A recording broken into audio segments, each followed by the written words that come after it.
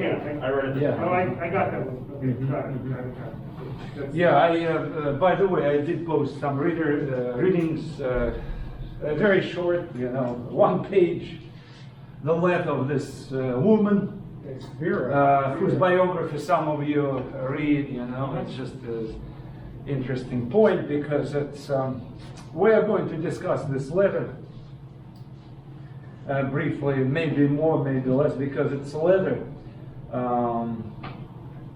important not only in terms of Russian history, modern Russian history, or history of socialism. It's also relevant to some third world countries, okay? Because essentially the same question she asked Karl Marx, Vera Zasulich, okay, was asked by some third world leaders when they approached some European associates, or people who wanted to engage the third world, okay? So it's a very important letter. In another article, which you just mentioned, Rothbard, it's Millennium Communism, it's about eschatological component of Marxism, okay? And one of the reasons why Marxism became so popular in Russia is this religious, eschatological component in Marxism, which is frequently neglected, okay? Because in the mainstream, in our mainstream, in the Russian mainstream, in old Soviet mainstream, in present Russian mainstream, in Western mainstream, in normal courses, regular courses, college courses, when people talk about socialism in different contexts, they either simply list the facts, or they describe this as some kind of scientific theory, or some kind of the best key to the bright future, And again, and some people believe in this, but and that's how I view it. I view it as a form of a radical modern religion, political religion that emerged naturally in the time of modernity, in modern times, because it became popular at the age of decline of regular religion, Christianity, okay, to fill the void, that's how I view this. Okay, it's not, I don't want to impose this view on you, but the more I think about it, the more I realize that that's the case why this political religion was and still is popular in many countries. Like any faith. For instance, right now 35% of people in the United States, they believe they're Christians, they believe in this, So what can you do about it? Some people believe in Holy Trinity, Holy Son, Holy Father, Holy Spirit. Some people believe in a golden paradise, the bright communist future, the society of equity, equality, and all this. People will be brothers and sisters. There should be some kind of Armageddon revolution. People believe in different things, Some people believe in Satan, some people believe, I don't know, what can you do about it? It's hard to talk sometimes with people who believe in something. You cannot use rational arguments. So I have to accept it for granted, That's how my approach is informed. I was just going to say, I took your history of socialism class, and I understand where you're coming from with this.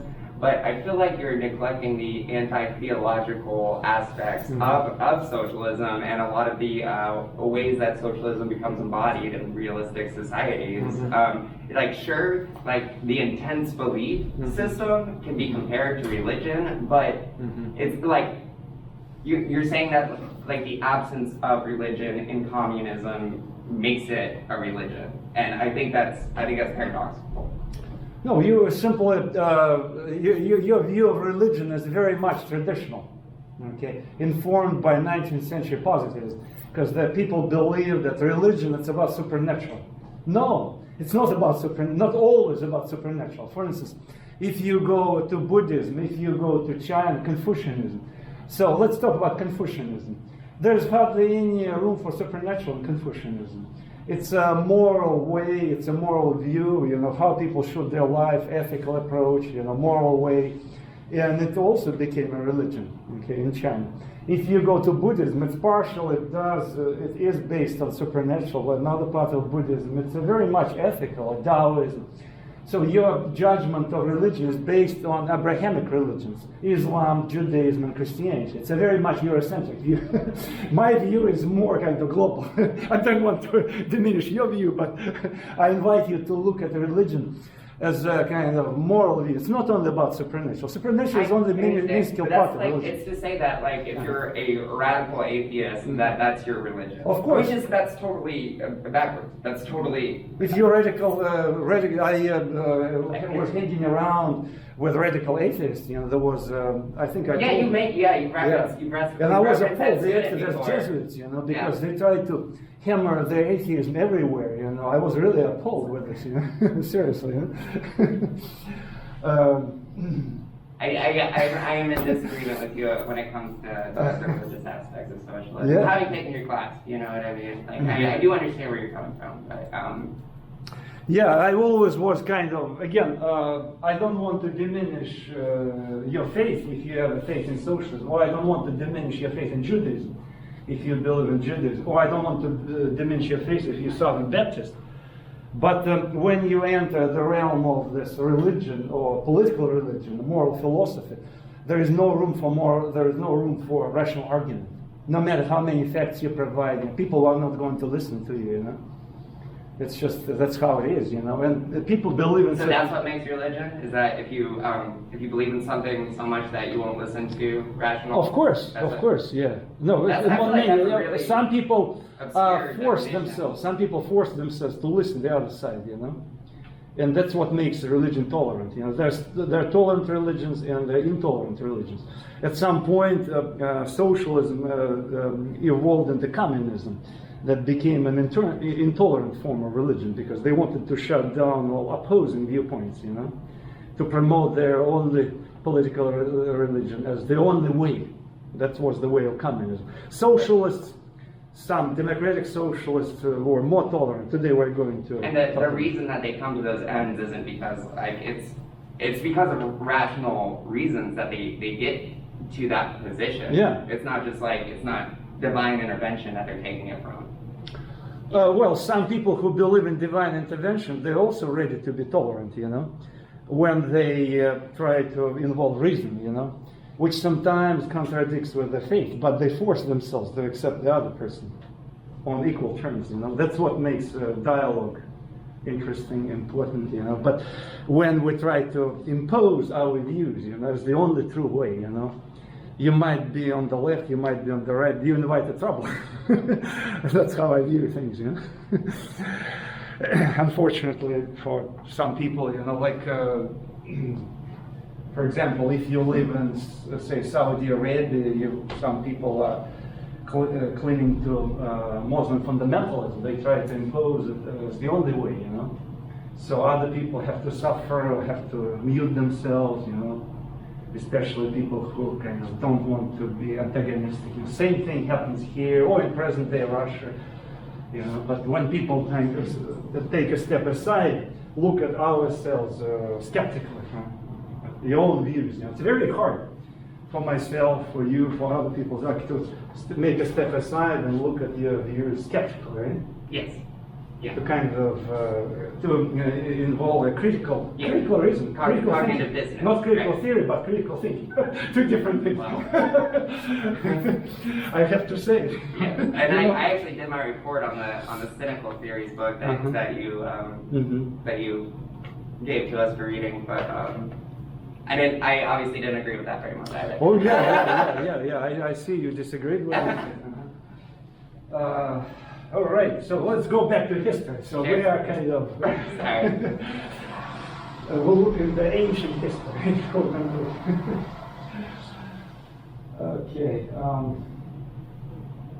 We will try one of the reasons we're going to talk about it. It's also to understand why it was Russia at that time that became susceptible to socialism.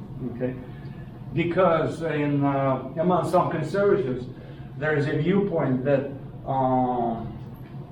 socialism, it was a Western imposition. It was imposed on Holy Mother Russia, especially Slavophiles. Remember we talked about Slavophiles. It was an alien stuff, you know. the one of the biggest proponents of this view, Alexander Solzhenitsyn. You heard this name, Alexander Solzhenitsyn, who wrote Gulag Archipelago. He is one of the most popular thinkers among American conservatives, by the way. You know? They constantly invoke his name. So Alexander.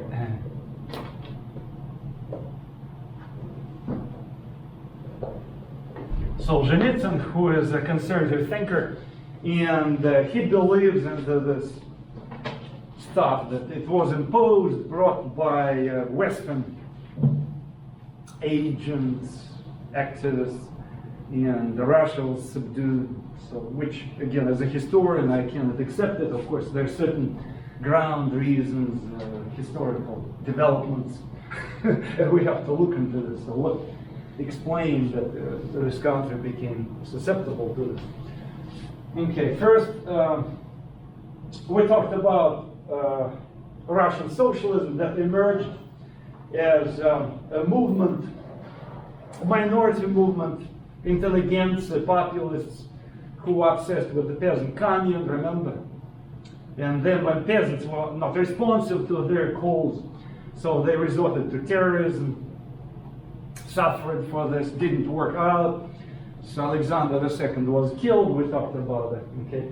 So much of this movement was decimated by Tsarist regime. Alexander III came to power, very conservative Tsar, okay, who hanged some of them. So some of the populists started looking for an exit, a good ideological exit, what to do in this case. They didn't want to betray ideals of socialist revolution, but obviously the terror didn't work out, the peasants were still not responsive, okay, what to do? And that was the fertile ground that prompted many among Russian intellectuals to shift toward Marxism, okay? That was an intellectual reason. But you can talk a lot about intellectual reasons, causes, but if there is no environment on the ground to accept these ideas, there is no way for these ideas to flourish, okay? You don't have to be a Marxist to argue this. There should be some forces on the ground, and that these forces were existing on the ground, okay? We'll all be talking about sources. Capitalism comes to Russia. Before Marxism came to Russia, capitalism came to Russia. In the second half of the 19th century, the country was being industrialized quickly. So Russian society was undergoing intensive modernization, especially at the very end of the 19th century. Railroad construction, the liberal reforms of Alexander II, okay.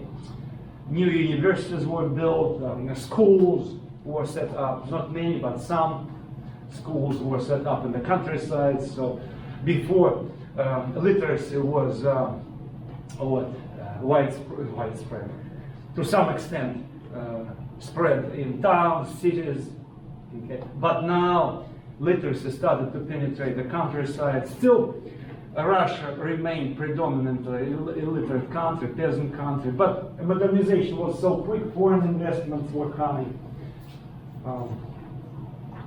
In the middle of the 19th century, remember Crimean War that showed the economic backwardness of Russia, like economic disability, let me put it this way. You know, Russia was disabled, wasn't able to stand up to Western countries.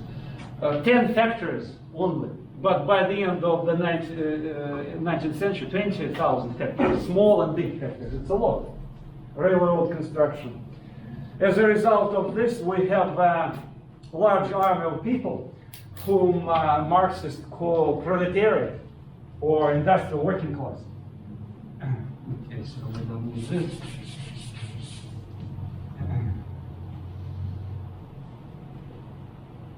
Industrial workers. Industrial workers. In Marxist jargon, these people are called proletariat. Okay, that's the word, proletariat.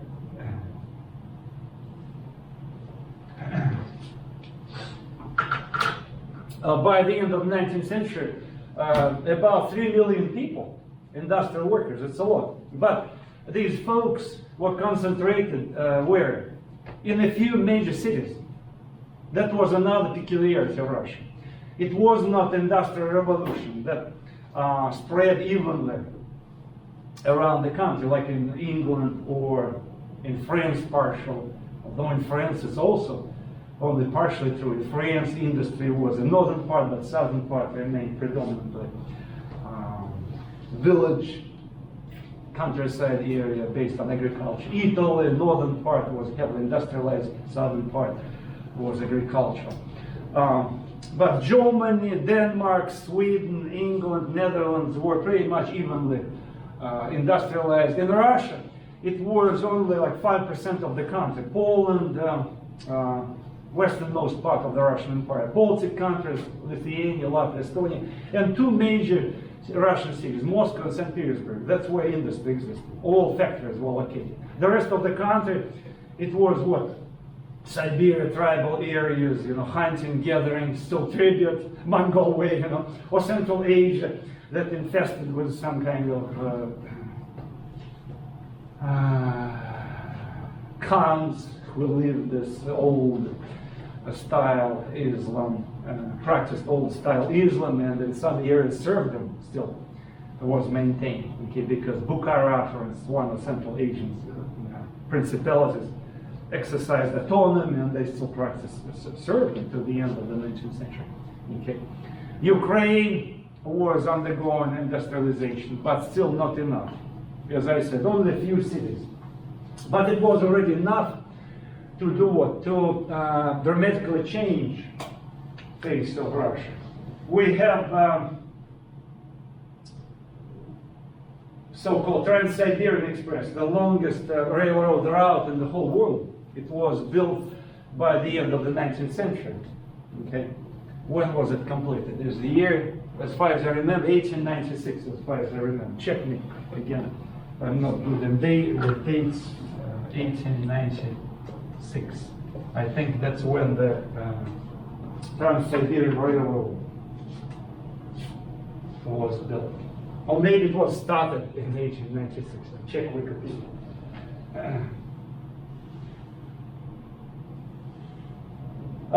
Now, let's look at the conditions of these people.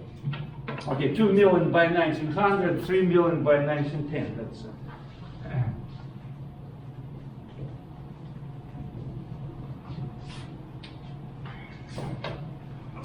conditions were equal to what we may find in Britain in the 1700s, when Romantic writers and others criticized so-called satanic mills in Britain. Okay, when living conditions of workers were horrendous.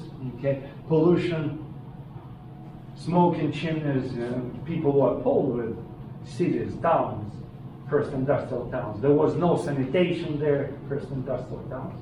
Same thing is here. The only difference in England, such stuff had existed, what, 200 years prior to 1900. In Russia, it existed by 1900, okay? England by 1900 had the 8-hour workday in many major areas. In Russia, it was 11 or 12 in many areas, okay? No unions. Unions were not allowed. Strikes were not allowed by the government. So workers were not allowed to express any discontent. So there was no political, social outlet for people to express their complaints, which England, France, Germany, Denmark, Sweden had. Okay. Still, people who came to work in factories, they make more money than their brothers and sisters who remained in the countryside. Okay, that is why peasants were attracted to cities. Not many of them could leave villages because communists still were holding them in bondage.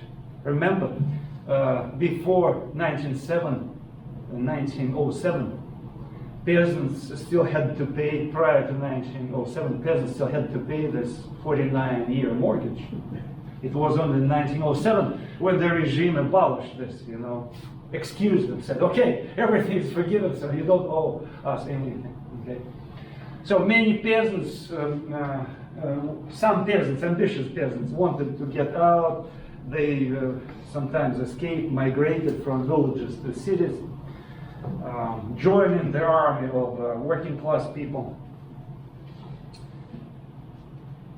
Those peasants, primarily young people, young men and women who moved to cities, they had a hard time to get adjusted to city life. City life, it's a disciplined life, working by clock, waking up at a certain time, coming, working 11 hours, okay? Everything by clock. So countryside life ways were different. Okay, you live by seasons, not by clock. So which created this a sense of discontent. Psychological, it was very hard. Unemployment became part of their life. Yes, when you have a job, you make good money, which is much better than your folks who remain in the countryside. But what if you lose your job? So nobody cares about you. So there was no welfare at that time in Russia at all. Okay. So some Russian workers started to create, they were called mutual aid societies, workers pulling their resources together. And government immediately became suspicious because they thought they were creating unions. So these mutual aid societies were watched closely by the secret police. Workers were harassed, those who headed these mutual aid societies. So it wasn't exactly safe to do these mutual aid societies. But the governmental welfare did not exist. In Germany, for example, government welfare did exist because Bismarck created it, because Bismarck realized that you have to feed people, you have to make them dependent on the state. That was his philosophy. Okay, remember I told you that I think either a couple of weeks ago somehow, I think we mentioned Bismarck, or it was another class. Bismarck actually said we need conservative form of socialism because when the workers who become dependent on the state, not only for salary but for their pensions, welfare, they are not going to buy this yet. They are going to be obedient because everything will be subjected to the state control. But the Tsarist regime didn't want to do it. They were so mediocre in terms of their strategy. Okay, they suspected ideas of revolution coming from these mutual aid societies. So there was no welfare, no state welfare, no pensions. Okay. So basically what I'm trying to tell you, there was a fertile environment for radicalism. That's it. Okay.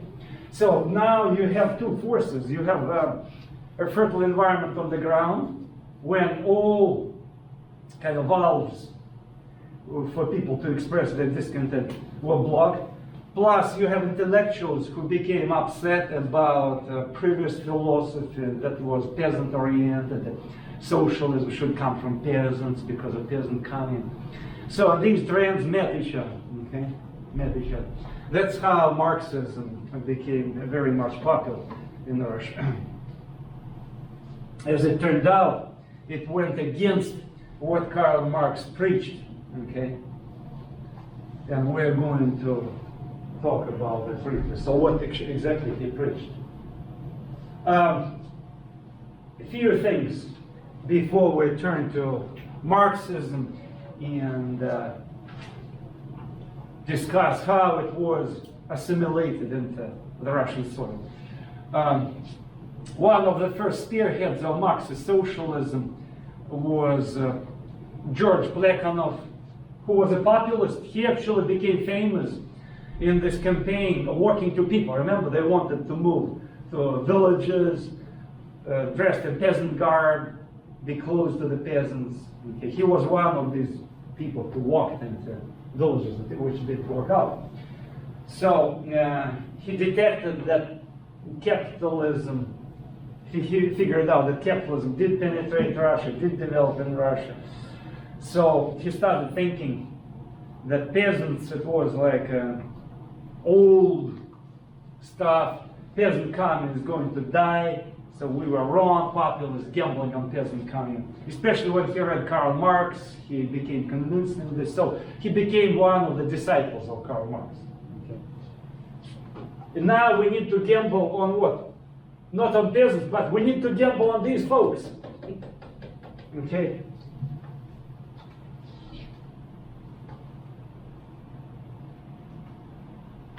Interesting. Again, I'm going to recycle again my old song about the religious component in Marxism, but here you go. It's a part of Judeo-Christian tradition, the chosen people. Who is going to be the chosen people? There should be some kind of revolutionary class. You know, in the Bible, it's the Jews who would save the world. You know, for populists, it was peasants who are going to save us. For Marxism, it's industrial workers. These are the chosen people who would bring the heaven on earth. You know, it's a profound Judeo-Christian tradition. It's an old Judeo-Christian tradition that was secularized. Okay, of course. When you tell Marxists about it, they, oh no, you cannot talk like this. You know? That's, but that's my view at least. Okay? You may accept it, you may reject it, but by the way, it's not only my view. Okay, it's many other scholars view it this way. You know, I'm not unique in this. Didn't you say earlier that scholars don't call it religion? You said that it's overpassed. You said that socialism as a religion is not talked about academically. You said people like skim over that. Maybe I didn't get the question. So you said that those people who talk about this, the chosen people, what they... Well, now you're saying that it's prevalent when earlier you said it wasn't prevalent. You're saying that idea is prevalent. It's, as I said, it's not prevalent in the mainstream. Yes. In the mainstream. It's not a mainstream viewpoint, what I just shared with you. But some scholars promote it, you know. They do exist. So I'm just trying to emphasize, I'm not unique in this case, you know. That's my view. I'm not the only one. There is a Rothbard, there is a, in 1906, there was one of the first scholars, Nicholas Berdyaev, one of the Russian philosophers. Then I can show you a few other names, but it's a marginal viewpoint, okay? Marginal view, it's not mainstream. This is a side issue. How did the Russian economy, during Tsarist times, run? Was there a central bank that was producing rubles?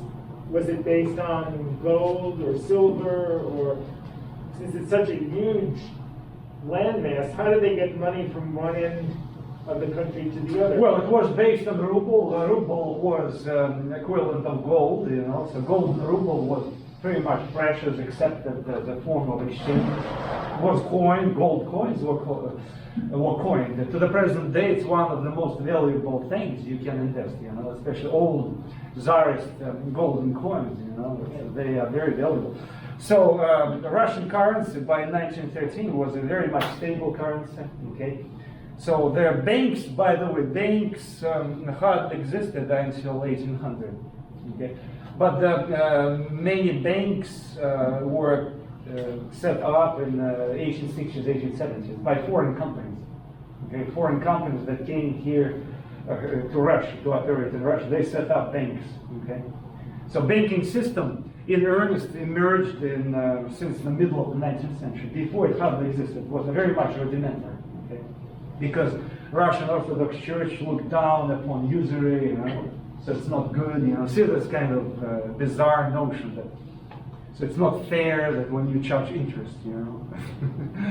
One of the things that you asked us to read kept talking about how the local nobility was so heavily in debt that they... Oh yeah, they were in debt. But to whom were they in debt? Interesting. Some of them were in debt to banks. Some of them were in debt to Russian merchants, city merchants who were more enterprising people. Some of them were in debt to the former peasants who were more enterprising people, because some of the peasants who were able to live communes, they were extremely shrewd, enterprising people, because it was hard to get out of a peasant commune. So it means these people used the noodles, they were more motivating. I'm glad that you brought it up. There is a writer, a Russian writer called Anton Chekhov. You heard about Chekhov? Yes. Anton Chekhov. It's called Cherry Orchard. It's a play, Cherry. You heard about it? Yeah, I've actually Okay, tell us about it. What's the point? I'd rather not. You rather not? Yeah. Okay, It's in there. who read about the plot? This group of aristocrats Uh-huh. sitting in the living room, right, talking about the cherry orchard and the crop that's going to be coming in that they'll be able to get money for. But there's a local merchant who owns everything anyway, and they owe him a ton of money. And if I'm remembering the play correctly, but they're kind of living in a world that is built on a former glory, and the real owner of the cherry orchard is the local merchant because they owe him so much money. Yeah. Right? Yes. Is Constantine the merchant? Or is he a part of the I aristocrat don't family? remember the names of the I don't remember names either, you know. I only know, to add to your story, that this merchant, he was a former peasant who came from the same kind of estate. So he was the shrewd, enterprising person. And this lady, aristocratic lady, who was sitting having tea, you know, dreaming about old times, how nobles were like fathers and mothers to peasant serfs, right? How good it was. Peasants were like children, obedient.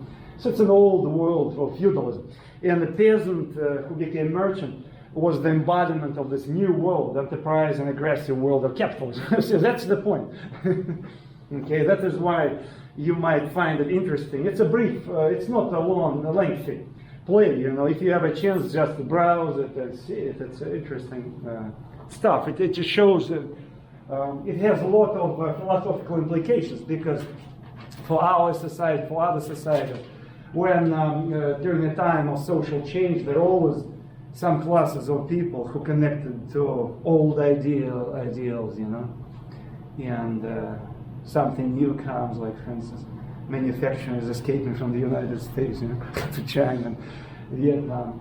And some people say, oh, in old times, you know, we had this American manufacturing, something like and just, it's a very profound play, you know, has a philosophical implication. So anyway, going back to Russia.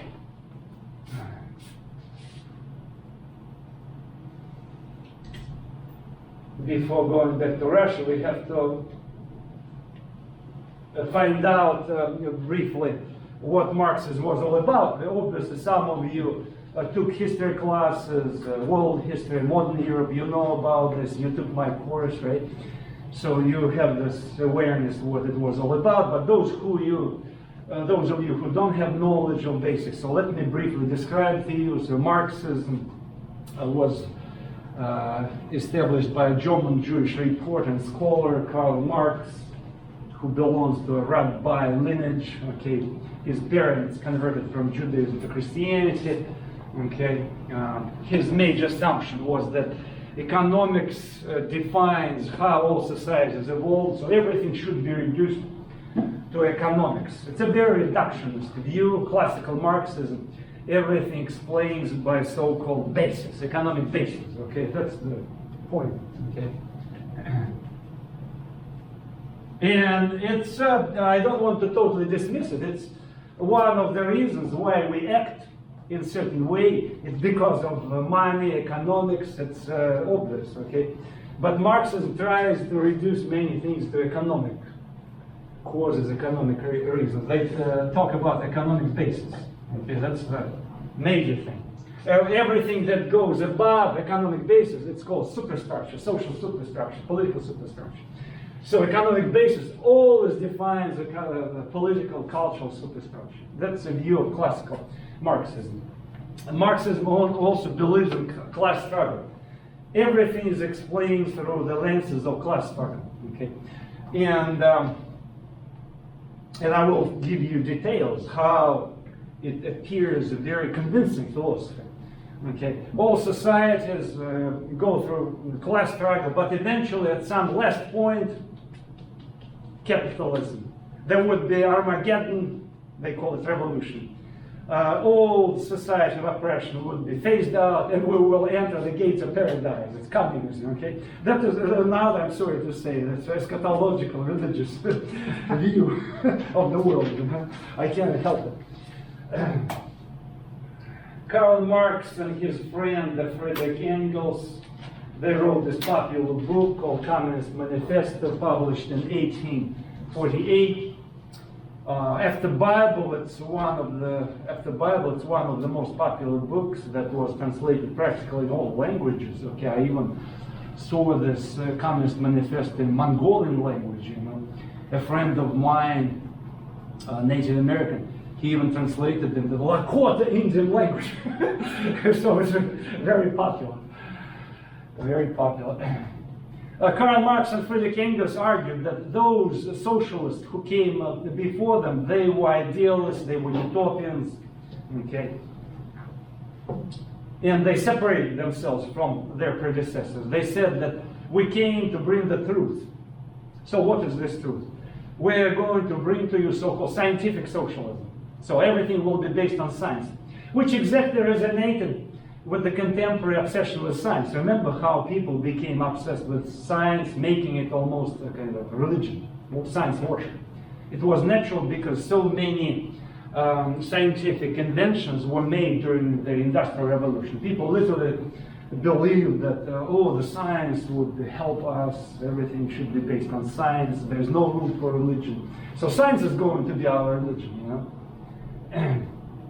In fact, some of the major philosophers, like Auguste Comte, who was the founder of sociology, Henri Saint-Simon, also a famous scholar, so they talked about scientific religion, okay? Bizarre notions that we, instead of saints, we have to worship scientists, okay? And Auguste Comte, the founder of sociology, he actually set up the dates of scientists, feast dates for scientists, okay, replacing Catholic saints. So it's interesting. Of course, Karl Marx and Friedrich Engels, they didn't do this nonsense, but they said that instead of these bizarre notions which had existed before, we are going to bring to your life the science of socialism. What is the science of socialism? So let me briefly take you here, and I will go back to the slide, previous slide.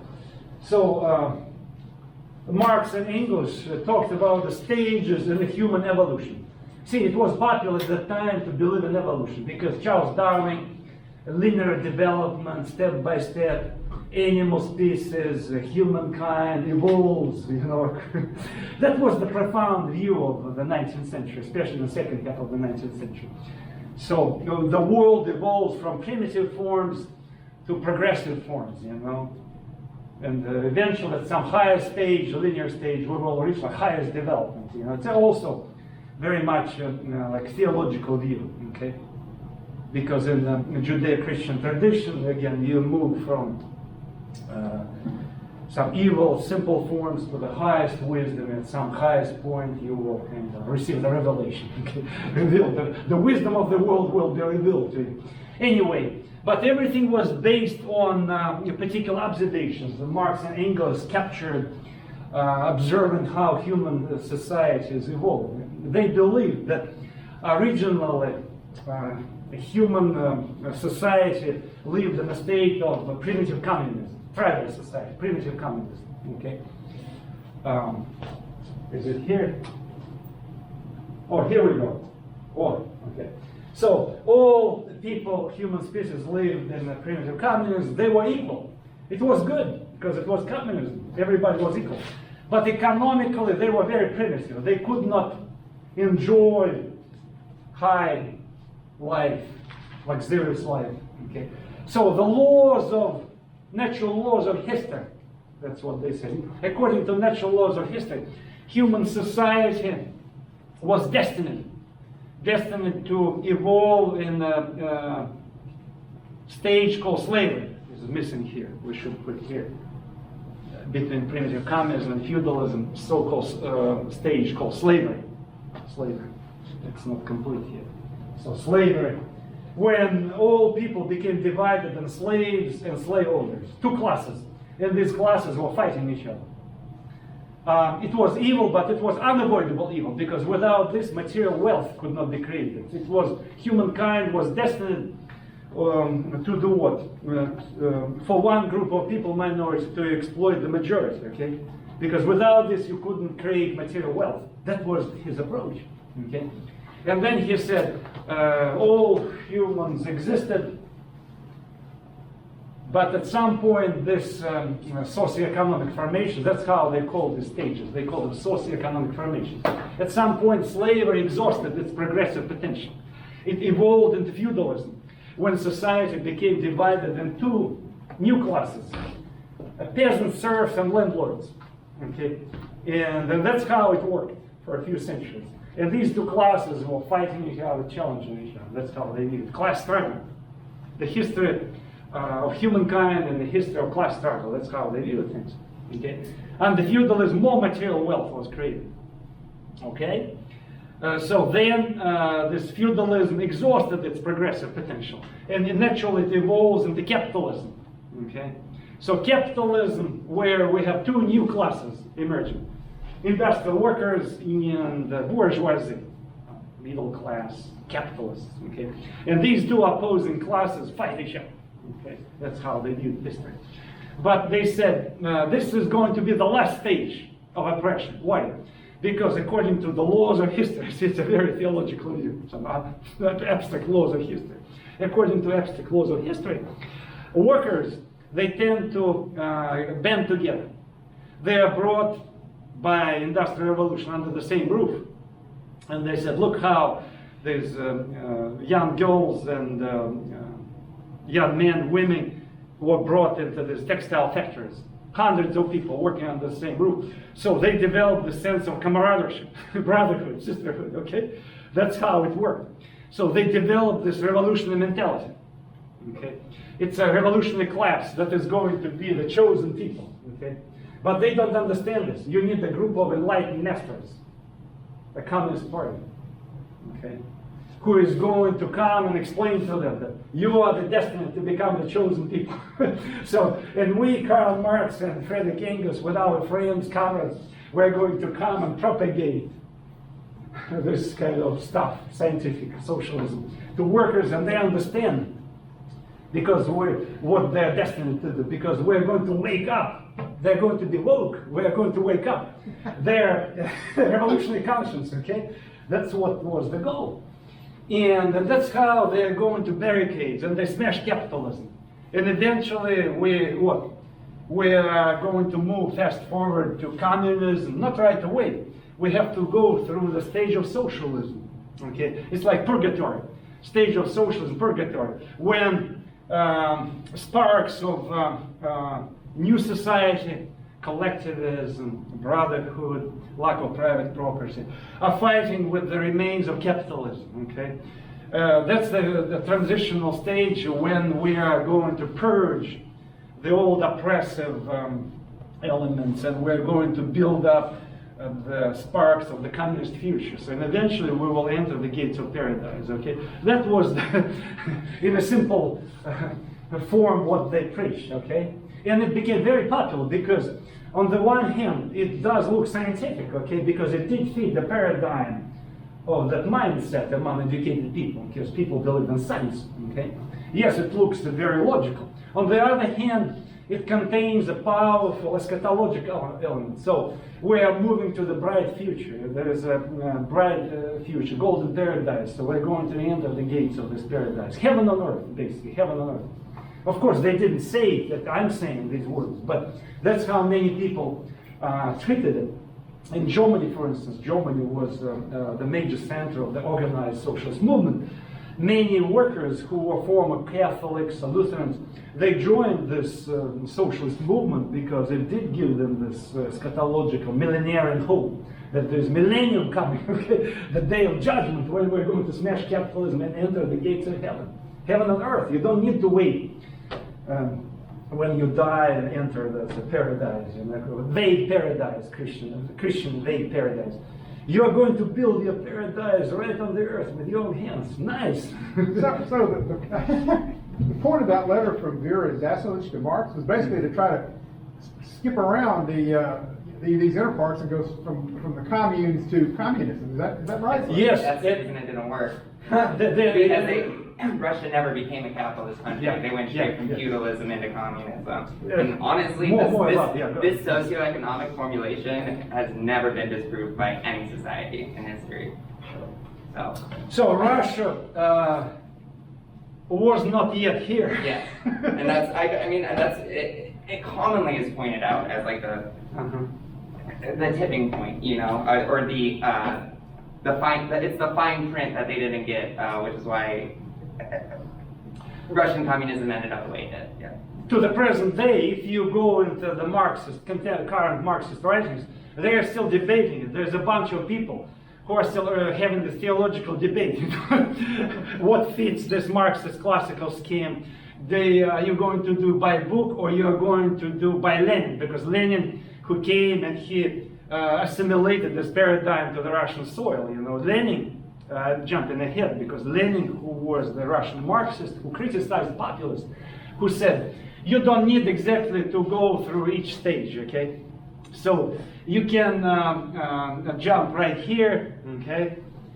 If, for instance, we have some countries in the world where capitalism already won, like the United States, Britain, so we can make a revolution in some other country, okay, and eventually we will get together and we will smash capitalism. He said the point is, watch for major countries. If in major countries capitalism won, it doesn't matter. We can ignite the dynamite in Russia. As long as we're getting together, so everything will be fine. See, that's the point. So this view, eschatological view, this scheme became very popular among populists. Okay. So let me go back. Russian populists became proponents of this. Many of them. Okay.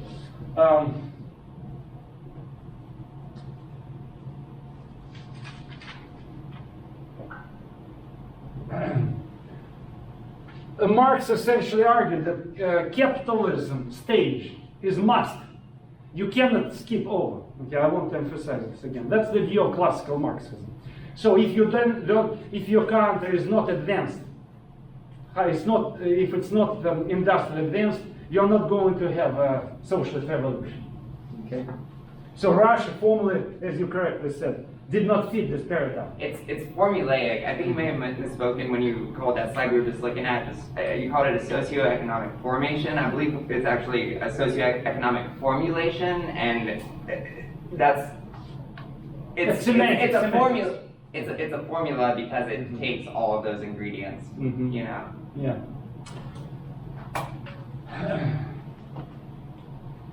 Okay, here I just mentioned this. All these things, it's just for your information, okay? A revolution, therefore, was expected in the major countries. Marx expected revolution to happen in the United States, in Britain, in France, in Germany. He didn't expect it in Russia, okay? Quick question. How did Marx explain the U.S.?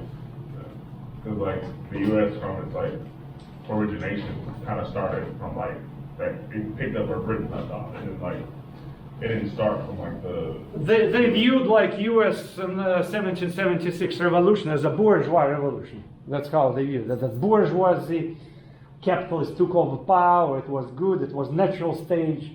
Okay, and eventually at some point American workers would revolt, but it didn't happen because there was American West as like a safety valve, you know, so people moved there, so they drained the revolutionary potential working class. Oh, we wanted to say I was something. just say, yeah, it was basically that was, you know, it wasn't necessarily that the U.S. started out going through all the 5 cycles. It was, they started under feudalism as part of England and then did their capitalist revolution, and in the process became an independent polity.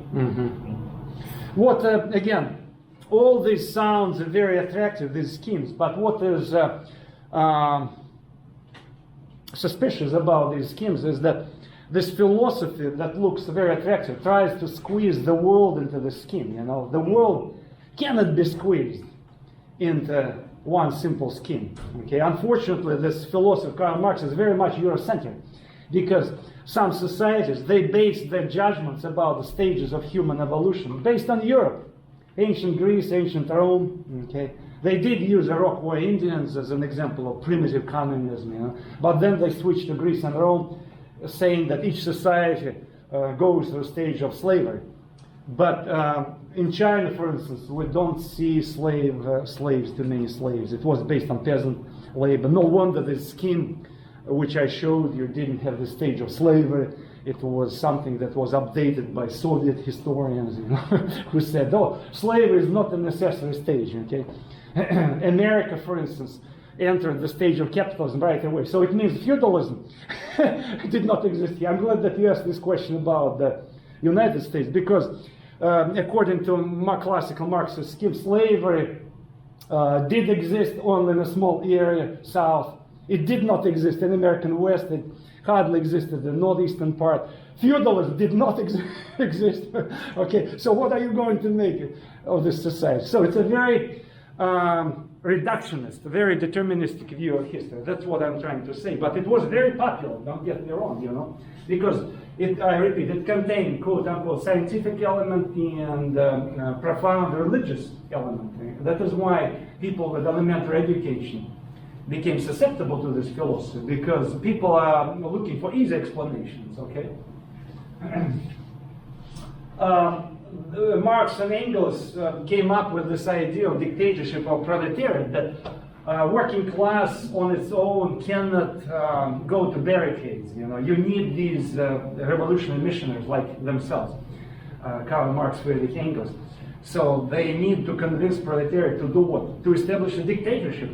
Okay, it's a dictatorship, a state that suppresses oppressors. Okay, we're going to shut them down, phase them out, and we're going to build paradise. And that's what later Russian Bolsheviks, communists did. Okay? Marx did not develop further this idea. It was picked up by Russians and they developed it.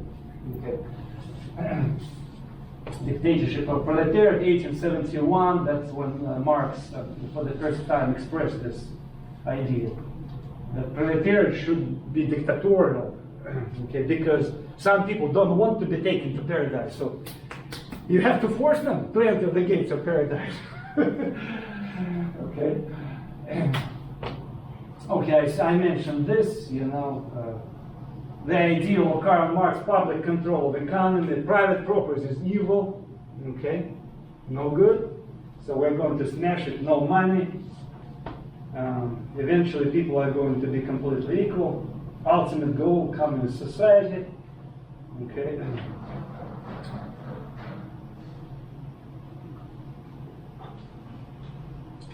This type of you may have noticed, those of you who took history courses, modern Europe, modern world, that this type of philosophy in modern history became popular in a time of social crisis in particular countries, in Germany, in Italy, France, and especially in Russia, okay, where traditional society, and here I have to mention something very important, okay, on which it's not my marginal view, it's everybody shares it, including mainstream history scholarship. The Russian society, traditional society, was undermined by the forces of modernity.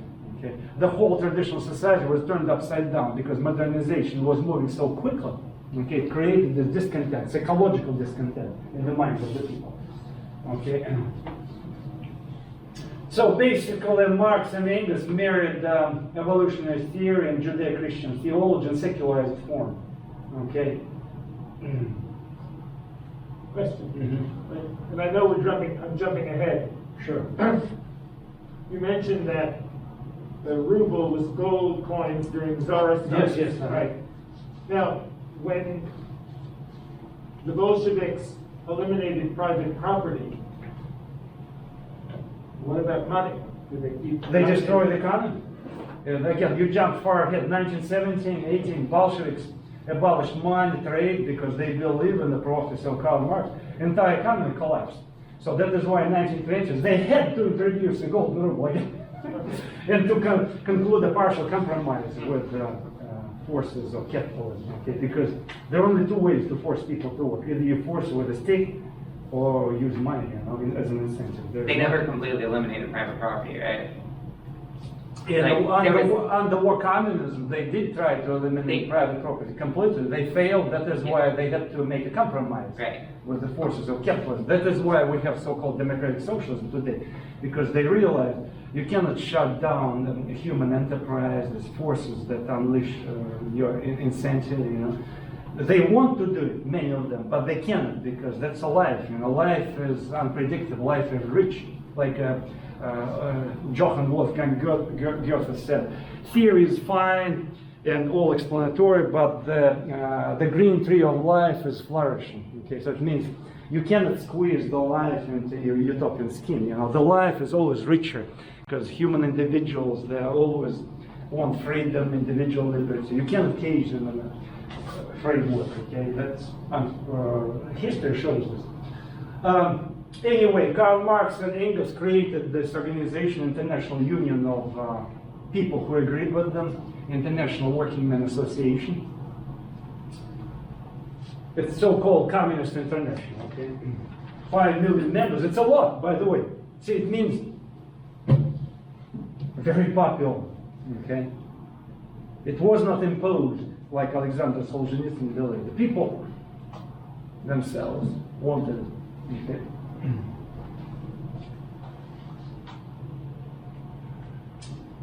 I don't want to go into details, but since we talked a lot about populists, there was a powerful trend in Communist International expressed by Michael Bakunin, a Russian aristocrat who was a populist, who practiced terrorism. At one point he was convicted, he escaped from a Russian prison, from Siberia, and moved to California, then to Europe, became an anarchist, okay?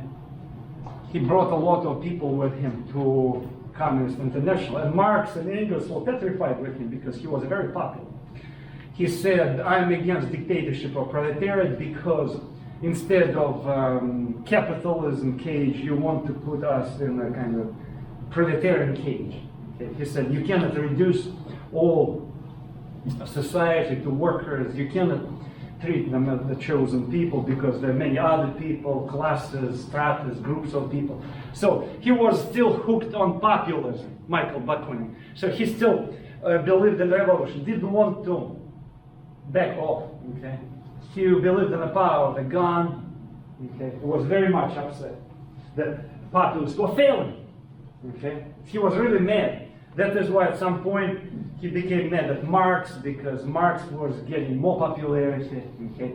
See, he used the anti-Semitic slurs against Karl Marx. All his letters are full with anti-Semitic jokes. Marx himself, by the way, was full of anti-Semitic jokes. You know, he was a self-hating Jew. You know, he wanted to show that he is not a Jew.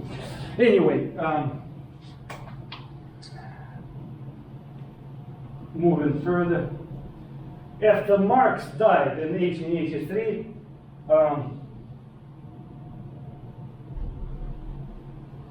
socialism split into 3 branches. Okay. Briefly, I want to mention something here. So Marx wasn't able to see his experiment to be fulfilled that later Russian communists did in 1917. The only brief experiment was in 1871 in Paris Commune. But it was shut down 3 months later, so briefly. And that's when the red flags became popular during this revolt. It's symbols of communism.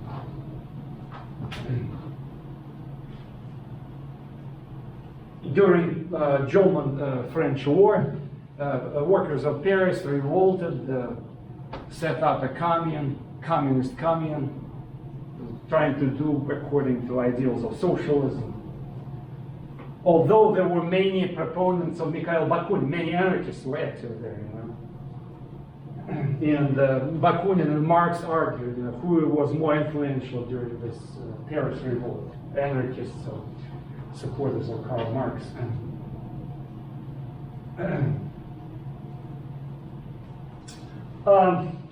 3 groups of socialists emerged. in the wake of Karl Marx's death.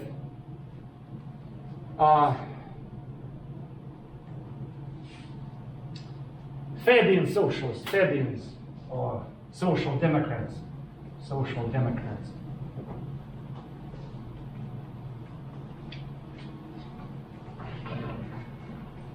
who believed in a gradual change. They said, oh, Marx talked about revolution, but we live in a different age. Capitalism is not going to die. We're going to come to power by the ballot box. Okay, by ballot box.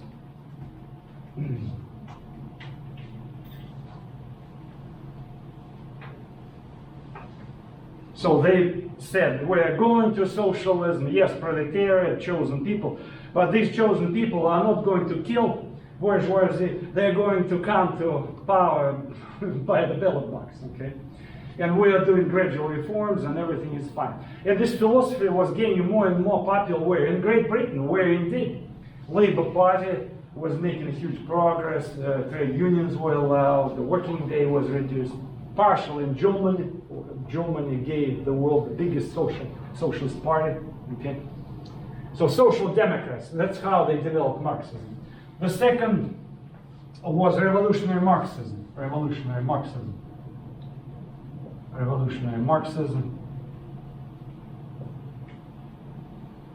It's those people who wanted to stick to the original prophecy of Karl Marx and who developed further. And here we have two names, Rosa Luxemburg and Vladimir Lenin. Okay, Luxemburg, interesting person, Rosa Luxemburg, Polish, Russian, Jewish, German revolutionary, like cosmopolitan, because she was raised in these four traditions. So Luxemburg and Lenin. Okay. So we need to stick to the original roots. Okay. Original books. Okay. Original gospel. Sorry to say. I remember this. It's my idea about religious component. And the third one that existed on the side, anarchism, which was represented by Mikhail Bakunin, a Russian, some unrepentant populist who still wanted to gamble on peasants. It was a losing idea, but they did exist. They said, oh, you're traitors, you want to gamble on the working classes, the new chosen people. But we're going to still gamble on peasants. Peasants are good. It's a traditional society. Okay. So, and many anarchists accepted it. In Spain and Italy, anarchists became very, very popular, so they supported Mikhail Bakunin. And eventually, Karl Marx had to kick out Bakunin and his Russian, Italian, and Spanish supporters. In these countries, anarchists were very popular. In Russia, because of populists, in Spain and Italy, because they also had peasant communities. It was like economically underdeveloped countries. So there was a certain social basis for this philosophy. So anarchism, Bakunin, and you can name some Spaniards here, but I'm not going to mention them because we're talking about Russian history. So three groups of revolutionaries. But let's slide back. Let's go back for a brief while. And let me ask you about this letter of Vera Zasulich, a Russian populist, who, when Marx was alive, she was asking him a question. Okay, so what kind of question was she asking him? Who would like to? Okay, well, let me ask you since you did not contribute yet. It's basically just like a very question that like a lot of Marxists are like talking about at the time, where like you said, they need to have an industrial capitalist nation to reach socialism. But, like countries like Russia don't have that. So she's asking Marx like, what do we do? Basically. Yeah. Any other comments? More comments? Thank you. So she writes a letter, 1881, to Karl Marx. Okay. Asking him to what? To clarify, do we still need to gamble on peasants? Or we need to give up on them, right? And we need to switch to the new chosen people, basically. So she was looking for a new ideology to latch on, okay? Because she wanted to become a true believer. She lost her faith. She was searching for a new faith. Okay, and Karl Marx was literally torn apart because on the one hand he loved them because he loved the Russian populace because they challenged the czars with a gun. Okay, but on the other hand they didn't fit his philosophy of Marxism. They didn't fit his skin. So he wrote 5 versions of responses. Okay, and he was tormented how to respond to her because he didn't know how to fit Russian. In fact, he learned Russian language to find out, Karl Marx, to find out more about Russia. He started to read Russian newspapers. He became involved in the correspondence with other Russian populists. And eventually he did respond to her, very reluctantly, because he didn't want to upset them. At the same time, he didn't want to ruin his nice secular scheme that shows the way to the humankind, that you have to go through the stage. So he basically said, you need to wait when revolution takes place in advanced countries of Europe, and that's when you can use peasant communes. So you will join our revolution. And that's when we can use peasant commune, because they maintain this collectivism from old times. But without winning in commanding heights, economic commanding heights, like US, UK, Germany, France, you will not be able on your own to do the revolution. Okay, see, that's kind of ambiguous answer, which did not satisfy them. That's how, okay, I mentioned social democracy. Bernstein was the man who expressed this idea, one of the students of Karl Marx, Bernstein. Okay, since we are more focused on Russia, I need to tell you that populists looking for this ideological exit to find a new faith, they actually did a lot to propagate Karl Marx writings in Russia. The first translation into foreign language of a fundamental book of Karl Marx, it's called Das Kapital, Das Kapital. It's a German name, of course, title. Das Kapital. The first foreign translation was produced in Russia, 1871. And in fact, it went through censorship somehow. Later, when some Russian Marxists tried to figure out why the government allowed, there was a heavy censorship in Russia at that time. Why did the government allow this book to be published? One of the censors actually spilled the beans. He said, we thought the book was so dense, so unreadable that it would not create any danger. So that is why they allowed it to be published. And indeed, it's a very dense book. I never went further than introduction and a few more pages. So most people, including the members, true believers who belong to socialist movement, they read either Communist Manifesto or they read the work by Friedrich Engels, which is called Socialism, subtitle. Utopian and Scientific. Okay, that's it, 2 works. Communist Manifesto and Engels' work called Socialism, Utopian and Scientific. That's like catechism. Marx began writing socialism, utopian, and scientific before his death, and Engels just finished it, right? Yeah. So, and Marx intended for socialism, utopian, and scientific to be a simpler version of Das Kapital, because he knew people weren't receptive of it because of its density. Everything is correct. Yeah, absolutely correct. So he didn't finish it. Engels, his friend Engels was more capable writer. See, he was able to express things in a simple form. Marx writing was dense, and in all fairness, some of the members of socialist and communist movement, they admit that they used capital, the volumes of capital, just as a symbol, as a token, to put it on the shelf to demonstrate its loyalty to the movement. Okay, like some Christians who don't read the Bible, they put it and that's it. You just demonstrate like a virtue signal, basically.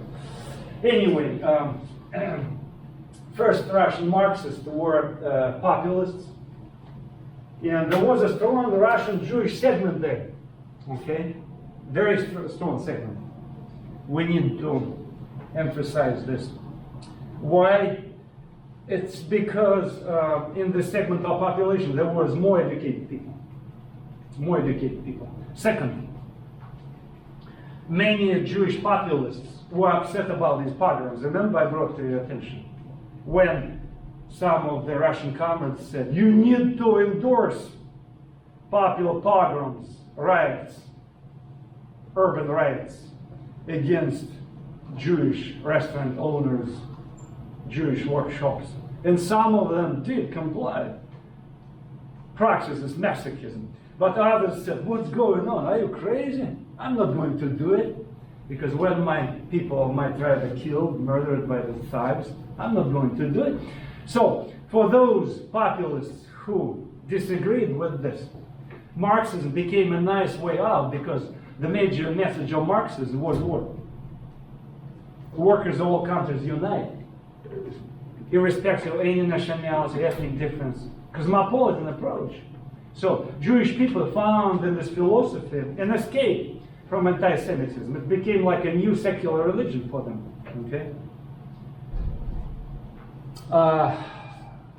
Russians, populists, and some of the Jewish communists, they created this small organization, Emancipation of Labor in Zurich, 1883. There is Zasulich, Plekhanov, and their friends, Axelrod, distant relative of President Axelrod. You heard David Axelrod.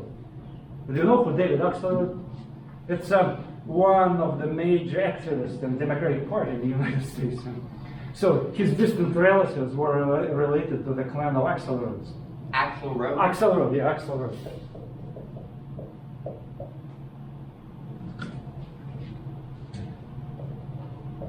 Axelrod.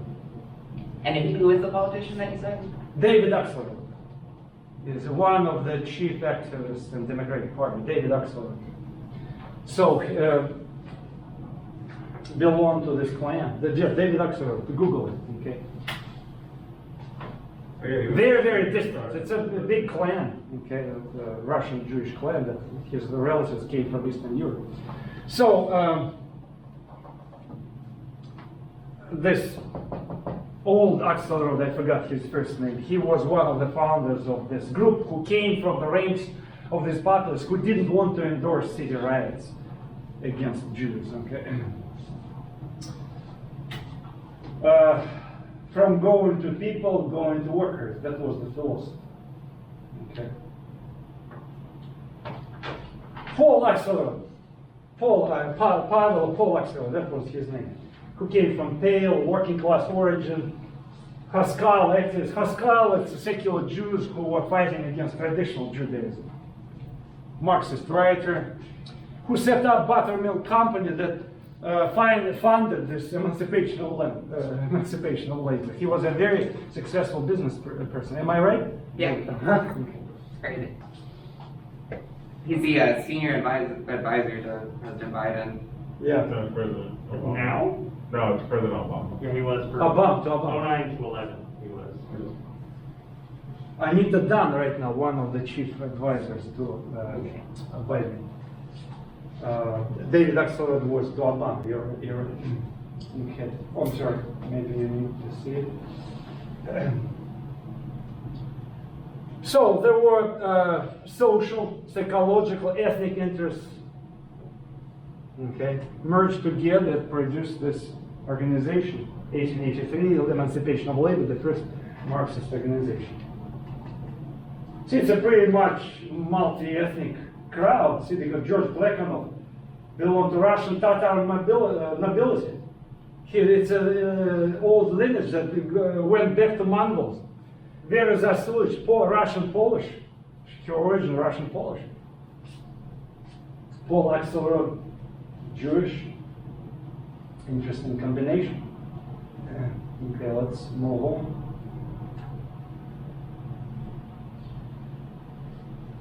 They condemn terrorism, this group. Peasant commune is no good. Give up, guys, on peasant communism. But look, what confused them? A Marx's ambiguous position. I just said he responded in an ambiguous way to Vera Zasulich. So she writes to him. But when Marx dies, Engels comes and said, my old friend was wrong on this point, he didn't look into this. So classical Marxist scheme. That's correct. So communism should die, peasant communism should die. Only industrial countries are candidates for socialism. Backward Russia is not yet ready. Okay, not right yet. But a handful of men could make a revolution, he said. Where? In a country where capitalism is developed. Okay? Make sure that in Russia capitalism is highly developed. So he kind of pushed them toward what later became popular among Bolsheviks, that they started saying, hey, in a few areas of Russia, capitalism already highly developed. That's enough. Okay? Because these, the major areas, they define the development of Russia. So Engels gave them hope at the same time.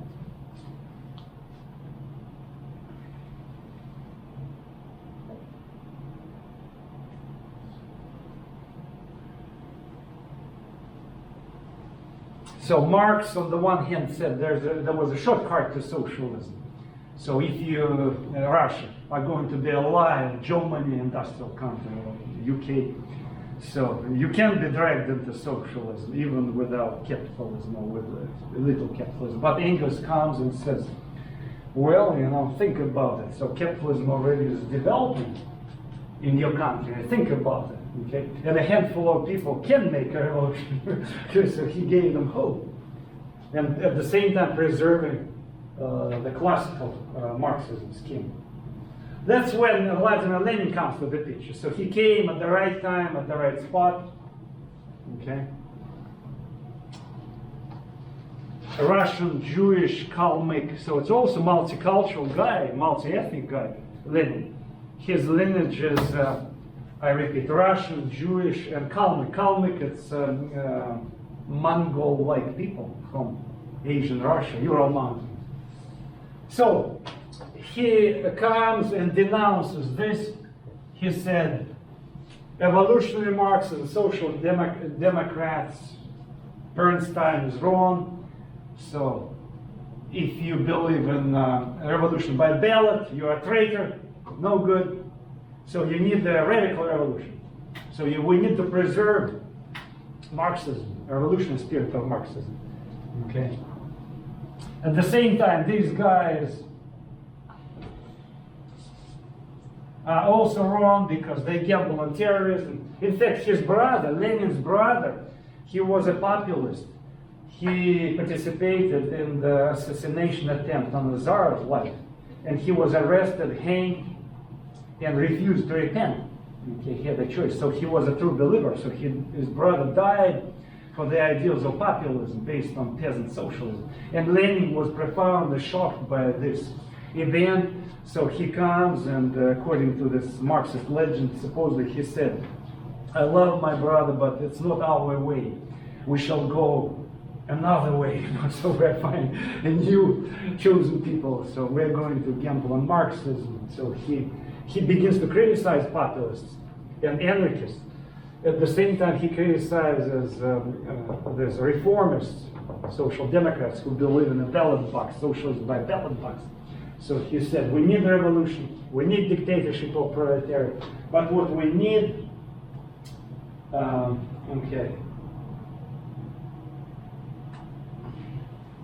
we need a disciplined party. That's how he updated the classical Marxism. So Lenin came to believe in a disciplined group of people, committed professional revolutionaries, who use all kinds of ways and means to work for the revolution. Okay? You don't need to think too much about moral foundation of these tools and means. You know, if it works to bring revolution, it's okay. You know, because the goal, the final destination is noble, and we need to use any kind of tools. Violence, parliamentary struggle, everything. Whatever is useful. Okay. I believe he has a quote that says, like, one death is a tragedy and a million deaths is a statistic. That's Stalin. Stalin, yeah. Okay. Stalin Yeah. was his student, by the way. Yeah. Mhm. Yes, Stalin did say this. So he said, remember Marx said we need some kind of Marxist missionaries, and Lenin said not simply missionaries, but we need professional communist missionaries, okay, who do it 24/7, who are going to do it 24/7, and it's going to be a communist party. So these people will be disciplined like a military order. Of course, he didn't use these words, okay, but they should practice tight discipline, okay, and they should come and work among workers, raising their consciousness, waking them up, making them woke. Okay, again, I have to say, because that's what he said, Lenin. Okay, and we need to push them, trigger them, because workers on their own, they are not going to develop a revolutionary conscience. Okay, we have to wake them up, and that was his approach. Okay, so that's how he updated Marxist tradition.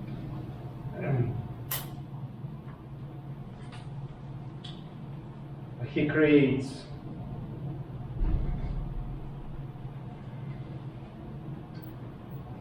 a party, 1898, Russian Social Democratic Labor Party,